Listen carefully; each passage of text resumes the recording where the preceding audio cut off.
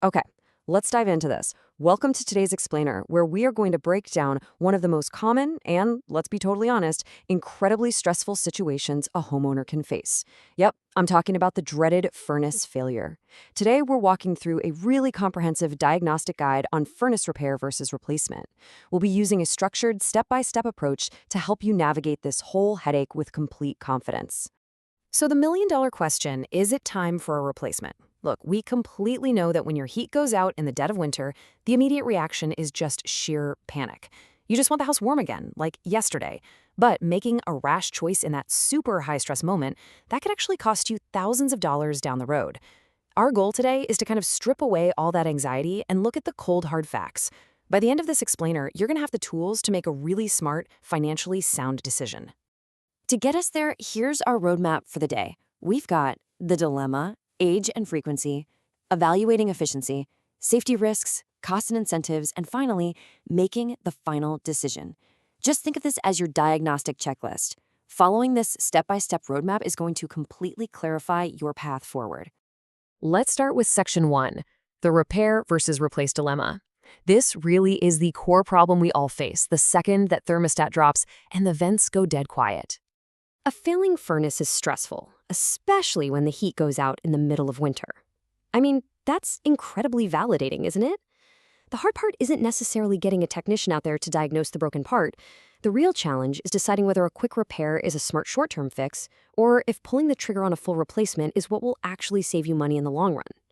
We really have to pivot from the emotional stress of freezing in our living rooms to a highly practical diagnostic mindset. Moving right along to Section 2. Checking age and repair frequency. We're starting our checklist with literally the easiest, most objective metric you can check right now, the age of your system. Take a look at this number, 15 to 20. The typical lifespan of a furnace is about 15 to 20 years. Obviously, this depends on fuel type and how well you've kept up with maintenance, but if your furnace is approaching or has already passed that 15 to 20-year mark, you need to pay close attention. Repeated breakdowns at this stage, that's a massive blinking warning light. It almost always means you're nearing the system's end of life. And what do those breakdowns typically look like? Well, we're talking about repeated issues with the ignition, the burners, the blower motor, or the heat exchanger. If you're experiencing multiple issues across all these different components, it is a huge red flag. Older systems have a bad habit of developing new issues right after you fix the old ones, mainly because all the parts are wearing out at the exact same time. Patching together new parts on a 2-decade-old machine, yeah, that is rarely cost-effective. So here's an absolute bedrock rule of thumb for you. If repairs are becoming routine, the furnace is no longer reliable, period. Frequent service calls are basically the universe flashing a replace signal at you. You're essentially dealing with cascading failures. You fix one worn-out part, and it just puts pressure on the next aging part in line. It's an endless cycle of service fees. Let's move to and see how this builds into Section 3. Evaluating efficiency and energy bills. We are transitioning from the obvious, right-in-your-face cost of repairs to the stealthy costs that are quietly draining your bank accounts. An older, inefficient unit will drive up your utility bills, even if you don't feel an obvious draft in the house.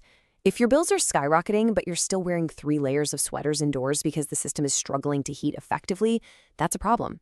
Now, contrast that with the newer furnaces. They inherently deliver way better efficiency. In fact, the improved performance of a brand new unit can actually offset its higher upfront cost over time.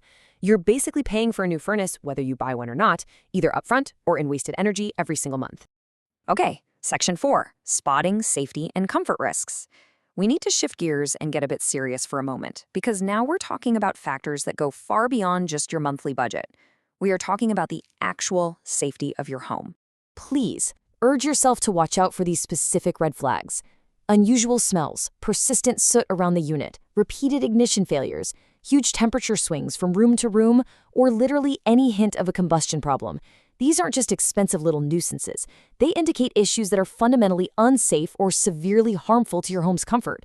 If you spot these, you're actively managing a health risk for everyone living there. Now, what's really interesting about this slide is the heat exchanger. This is a critical component.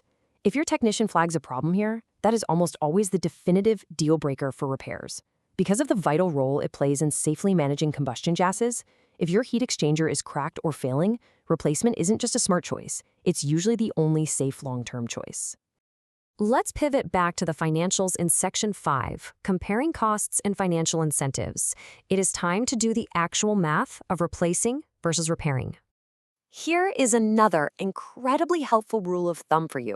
If a major repair costs close to a large portion of a brand new unit's price, replacement is hands down the better investment. Think about it.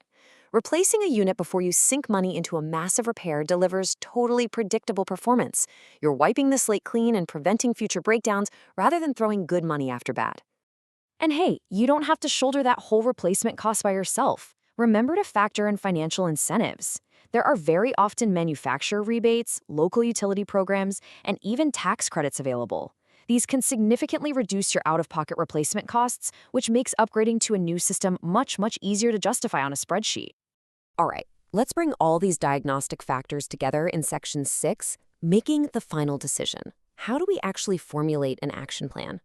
Here is the exact sequence of actions you should take. 1. Schedule an inspection with a pro. 2. Get the diagnosis in writing. Ask for itemized estimates so you know exactly what failed and why. 3. Always ask for both the repair and the replacement options. And 4. Factor in those incentives we just talked about. This structured approach ensures you have all the data right in front of you, totally removing the emotion from the moment.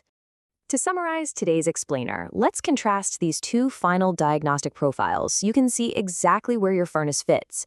You should lean toward replace if your unit is older, breaking down frequently, costly to run, or showing any safety concerns whatsoever.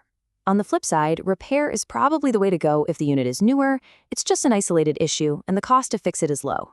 So I'll leave you with this provocative question to chew on. Which option provides the reliability, safety, and total value your home actually needs right now? Weigh the age, the repair history, the efficiency, and the safety risks we've covered today. You are now fully equipped to take decisive action. Don't let a winter breakdown freeze your decision-making. Restore your home's heat with confidence. Thanks so much for joining me on this explainer, and stay warm out there.